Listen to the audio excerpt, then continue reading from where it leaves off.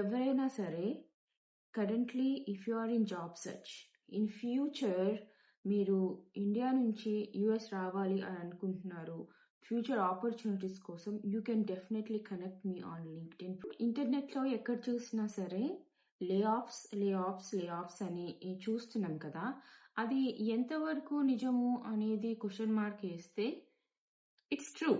Like, 50% of the things what's going on YouTube is true, but 50% US is still hiring. ఇప్పుడున్న పరిస్థితులు అంతా set అవుతున్నాయి.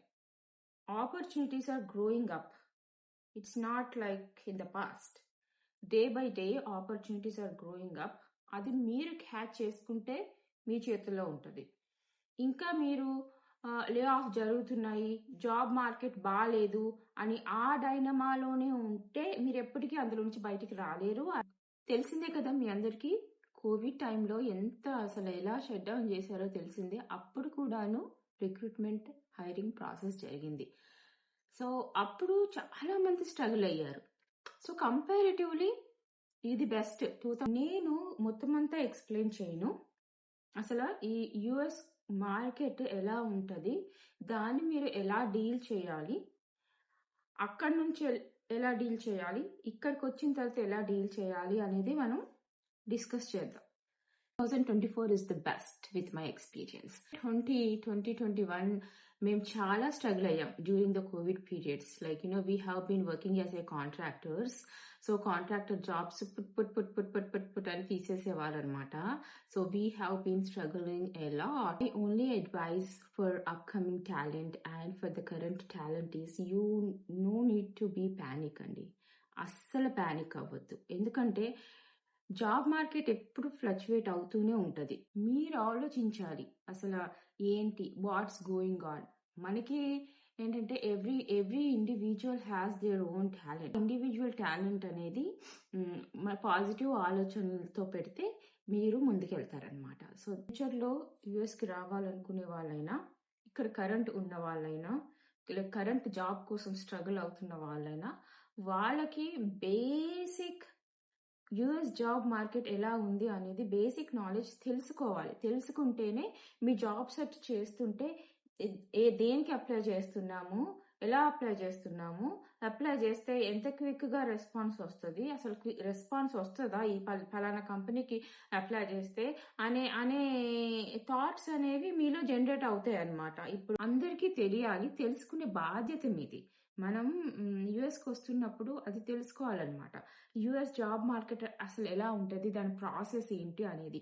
And ఒక్కటి చెప్తున్నాను ఏంటంటే, ఇండియన్ జాబ్ మార్కెట్ దృష్టిలో పెట్టుకొని మీరు యుఎస్కి వస్తే అది చాలా తప్పు చేసిన వాళ్ళు అవుతారు. ఎందుకంటే ఇట్స్ క్వైట్ ఆపోజిట్ అనమాట. ఇండియన్ జాబ్ మార్కెట్ అనేది డిఫరెంట్. ఆ process of hiring, process of recruitment అనేది కంప్లీట్లీ డిఫరెంట్ అనమాట. కొంచెం క్లియర్గా ఎక్స్ప్లెయిన్ చేస్తాను మీకు అసలు యుఎస్ మార్కెట్ ఎలా ఉంటుందని. So let us come up with some end clients అనమాట. ఎండ్ క్లయింట్స్ ని ఎగ్జాంపుల్ తీసుకుంటూ మనం వద్దాం. End client like Amazon, Wells Fargo, Bank of America, Fidelity Investments, MetLife, Deutsche Bank, Target, Costco, Walmart, like ఇవన్నీ like end clients అనుకుందాం. Okay, so వాళ్ళ దగ్గర ఎప్పుడైతే రిక్వైర్మెంట్స్ వస్తాయో కొన్ని ఫుల్ టైంకి పెట్టేస్తారు, కొన్ని రిక్వైర్మెంట్స్ అనేవి కాంట్రాక్ట్ రోల్స్ కింద పెడతారు. సో ఈ కాంట్రాక్ట్ రోల్స్ అన్నీను కొంచెం ఎక్కువ ప్రైసింగ్ ఉంటుంది, సో ఎక్కువ బిల్లింగ్ ఉంటుంది. అమెజాన్ గురించి మాట్లాడదాం. ఓకే, ఫర్ ఎగ్జాంపుల్ ఆ ఎండ్ క్లయింట్లో చాలా రిక్వైర్మెంట్స్ ఉన్నాయి, కాంట్రాక్ట్ రోల్స్ ఉన్నాయి. ఓకే, ఆ కాంట్రాక్ట్ రోల్స్ ఇంప్లిమెంటేషన్ పార్ట్నర్స్కి ఇస్తారు. సో ఇంప్లిమెంటేషన్ పార్ట్నర్స్ తీసుకుంటే ఇండియన్ ఇంప్లిమెంటేషన్ పార్ట్నర్స్ వేరు, యుఎస్ ఇంప్లిమెంటేషన్ పార్ట్నర్స్ వేరు. ఒక్కొక్క ఎగ్జాంపుల్ తీసుకుందాం. So top US implementation partners వచ్చేసి ర్యాన్స్టన్, టెక్ సిస్టమ్, కేఫోర్స్, ఇవన్నీ ఇంప్లిమెంటేషన్ పార్ట్నర్స్ కింద ఉంటారనమాట. సో డైరెక్ట్ స్టాఫింగ్ వెండర్ అనమాట, వాళ్ళు డైరెక్ట్గా యాక్ట్ చేస్తారు. And coming to Indian implementation partners like Infosys, TCS, IBM, Capgemini, of course ఈ consultants companies so they have their own products అనమాట. వాళ్ళ ప్రోడక్ట్స్ వాళ్ళకు ఉన్నాయి. ఫర్ ఎగ్జాంపుల్ ఒక బ్యాంక్ తీసుకుందాం. ఓకే, బ్యాంక్ ఆఫ్ అమెరికా తీసుకుందాం. బ్యాంక్ ఆఫ్ అమెరికాలో ఎన్ని డిపార్ట్మెంట్స్ ఉన్నాయి? అసెట్ మేనేజ్మెంట్ బిజినెస్ ఉంది, కాంప్లైన్స్ టీమ్ డిపార్ట్మెంట్ ఉంటుంది, ఎంటర్ప్రైజ్ టెక్నాలజీ డిపార్ట్మెంట్ ఉంటుంది, ఈక్విటీ డిపార్ట్మెంట్ ఉంటుంది, high income department, low income department ఉంటుంది. సో ఇవన్నీ డిఫరెంట్ టైప్స్ ఆఫ్ డిపార్ట్మెంట్స్ అనమాట. ఆ పర్టికులర్ డిపార్ట్మెంట్లో హైరింగ్ హెడ్ ఎవరున్నారో వాళ్ళది డెసిషన్ అనమాట. So like if hiring manager has a good relationship with TCS recruitment head, ఆ హైరింగ్ మేనేజర్ వచ్చేసి ఈ టీసీఎస్కి ఇస్తారనమాట రిక్రూట్మెంట్. ఎందుకంటే టీసీఎస్ నుంచి ఇది వరకు నాకు మంచి క్లోజర్స్ వచ్చాయి అని. ఓకే, ఇంకో డిపార్ట్మెంట్ అనుకుంటుంది, ఇంకో డిపార్ట్మెంట్ హైరింగ్ హెడ్ అనుకుంటాడు ఏంటి అంటే, హే నాకు ఇన్ఫోసిస్ బాగా చేసింది, సో నా రిక్వైర్మెంట్స్ అంతా ఇన్ఫోసిస్కి పంపిస్తాను. ఇంకో హెడ్ డిపార్ట్మెంట్ ఏమంటాడంటే, నా రిక్వైర్మెంట్స్ అన్ని నేను ర్యాన్స్టన్ యుఎస్ ఇంప్లిమెంటేషన్ పార్ట్నర్కి ఇస్తాను, ఎందుకంటే నాకు బెస్ట్ ఎక్స్పీరియన్స్ ఉంది, బెస్ట్ క్వాలిటీ టాలెంట్ ప్రొవైడ్ చేస్తారు అని. సో ఇలాగా రిక్వైర్మెంట్స్ స్ప్రెడ్ అయిపోతాయి. మనం ఏ డిపార్ట్మెంట్ నుంచి వచ్చింది అనేది ఎవరు చెప్పలేరు. ఎందుకు అంటే ఎండ్ క్లయింట్లో చాలా డిపార్ట్మెంట్స్ ఉంటాయి. ఆ కన్సర్న్ హైరింగ్ మేనేజర్ పట్టుకోవాలి అంటే చాలా కష్టం, ఆ కన్సర్న్ హెచ్ఆర్ని పట్టుకోవాలన్నా కూడా చాలా కష్టం. సో అలా ఎప్పుడైతే మళ్ళీ ఏంటంటే ఇక్కడ ఎండ్ క్లయింట్ ఎవరితో పడితే వాళ్ళతో వర్క్ చేయరు. వాళ్ళకి కొన్ని అగ్రిమెంట్స్ ఉంటాయి, టర్మ్స్ ఉంటాయి, కండిషన్స్ ఉంటాయి, పాలసీస్ ఉంటాయి. 6 months కూలింగ్ పీరియడ్ అని ఉంటుంది. 6 months కూలింగ్ పీరియడ్ ఎవరైతే ఒప్పుకుంటారో వాళ్ళతోనే వర్క్ చేస్తుంది అనమాట. సో ఇన్ఫోసిస్, టీసీఎస్, హెచ్సిఎల్ ఇవన్నీ ఎక్కువగా ఏంటంటే ఎండ్ క్లయింట్స్తో వర్క్ చేస్తే, ఎందుకంటే వాళ్ళు ఎవరైతే ఎంప్లాయీ ప్లేస్ చేస్తారో ఎండ్ క్లయింట్లో వాళ్ళందరికీ కూలింగ్ పీరియడ్ ఉంటుంది, which is 6 months. So end client ఈ రిక్వైర్మెంట్స్ అన్నీ మేనేజ్ చేయలేక వీళ్ళు ఏం చేస్తారు అంటే, they gonna assign these requisitions to implementation partners. So implementation పార్ట్నర్కి ఈ ఒక అమెజాన్ కంపెనీ ఉండదు. They work with lot of end clients like Bank of America, Wells Fargo, Target, Costco, Walmart, అలా ఎండ్ క్లయింట్స్ చాలా మంది ఉంటారు. Okay, so if the work load is heavy for them, వాళ్ళు ఏం చేస్తారంటే వాళ్ళు ఒక వెండర్ని పెట్టుకుంటారు. ఆ రిక్వైర్మెంట్ టీసీఎస్కి వస్తుంది. టీసీఎస్కి వచ్చేటప్పుడు 100 బిల్లింగ్ ఉందనుకోండి, ఆ టీసీఎస్ నుంచి ఇంకో వెండర్కి పంపిస్తారు కదా, ఆ వెండర్కి 80 తగ్గిపోద్ది. ఓకే, టీసీఎస్ ఒక 20 ఉంచుకుంటాడు, 80 ఇస్తాడు. ఆ వెండర్ ఏమనుకుంటాడంటే, ఈ ఇమిగ్రేషను, ఈ డాక్యుమెంట్స్, ఈ తలనొప్పి ఎందుకు, వేరే కంపెనీకి ఇద్దాము అని వీడేమనుకుంటాడు, వేరే కంపెనీకి, వేరే థర్డ్ పార్టీ వెండర్కి ఇస్తాడు. ఓకే, సో ఇక్కడ ఎన్ని లేయర్స్ వచ్చాయి చూడండి. ఎండ్ క్లయింట్ మధ్యలో టీసీఎస్ తర్వాత ఇంకో వెండర్ తర్వాత ఇంకో vendor. So third party vendor వచ్చాడు. ఒక రిక్వైర్మెంట్ ఎండ్ క్లయింట్ దగ్గర నుంచి ఇక్కడ కింద వరకు వచ్చేసరికి ఒక్కొక్కరు $20 చొప్పున తీసేసుకుంటే, అండ్ థర్డ్ పార్టీ వెండర్ దగ్గరికి వచ్చేసరికి $50 అవుతుంది. క్యాండిడేట్ దగ్గరికి వచ్చేసరికి $40 అవుతుంది.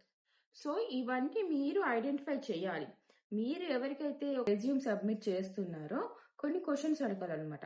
ఎలాంటి question, how long you have been in the market, నా ప్రొఫైల్ మార్కెట్ చేసే వాళ్ళు నిజంగా ఎక్స్పీరియన్స్ క్యాండిడేటా, వాళ్ళకి గుడ్ రిలేషన్షిప్ ఉన్నదా, so how many consultancies has been working with your company. So end client direct గా వర్క్ చేస్తారు, ఇంప్లిమెంటేషన్ త్రూనే వర్క్ చేస్తారా, so are you a third party vendor, are you work directly with a implementation partner, are you a third party vendor, are you directly work with the client. So these type of questions మీరు అడగాలి వాళ్ళని. So చాలా మంది మీ profile marketing చేసేటప్పుడు మాకు hiring మేనేజర్కి చాలా good relationship ఉన్నది అని అంటారు. ఈ ఒక్క మాట అంటారు, అది మనసులో పెట్టుకోండి. గుడ్ రిలేషన్షిప్ ఉంటే దాట్స్ డిఫరెంట్ స్టోరీ. మీరు ఇలాంటి క్వశ్చన్స్ అడగాలి కంపల్సరీ. ఇలాంటి క్వశ్చన్స్ అయితే కంపల్సరీ అడగాల్సి వస్తుంది. ఈ విషయం మీరు తెలుసుకున్నారు ఇప్పుడు. సో ఇంకో విషయం ఏంటి అంటే, మీ ప్రొఫైల్ ఎవరైతే మార్కెటింగ్ చేస్తున్నారో తనకి ఎన్ని ఇయర్స్ ఆఫ్ ఎక్స్పీరియన్స్ ఉంది అనేది కూడా మీరు తెలుసుకోవాల్సిన బాధ్యత మీకు. ఎందుకంటే most of the consulting companies, అంటే మోస్ట్ ఆఫ్ ద చిన్న బుడ్డ కంపెనీస్ ఏం చేస్తారంటే, ఈ బెంచ్ సేల్స్ అనే వాళ్ళని ఆఫ్‌షోర్‌లో హైరింగ్ చేసేస్తారు.